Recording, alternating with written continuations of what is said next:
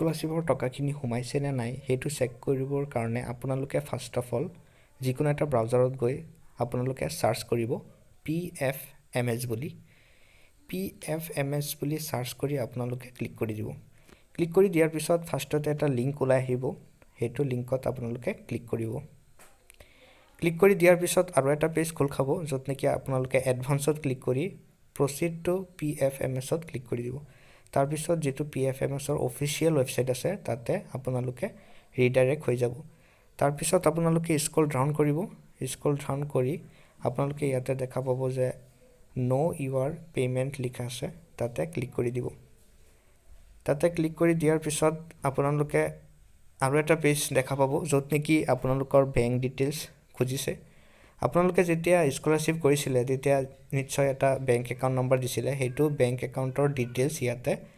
fill up কৰিব লাগিব যেহেতু মই ষ্টেট বেংকৰ একাউণ্ট নম্বৰ দিছিলো সো মই ষ্টেট বেংক অফ ইণ্ডিয়া বুলি ইয়াতে টাইপ কৰিম টাইপ কৰি দিয়াৰ পিছত অটোমেটিক আপোনালোকে ইয়াতে আহি যাব আহি যোৱাৰ পিছত আপোনালোকে সিলেক্ট কৰি লব ইয়াৰ পৰা আপোনালোকৰ বেংক কোনটো হয় তাৰ পিছত ইয়াতে আপোনালোকে দেখা পাইছে একাউণ্ট নম্বৰ দিব লাগিব একাউণ্ট নম্বৰ দুবাৰ দিব লাগিব কাৰণ একাউণ্ট নম্বৰটো কনফাৰ্ম কৰিবৰ কাৰণে দুবাৰ দিব লাগিব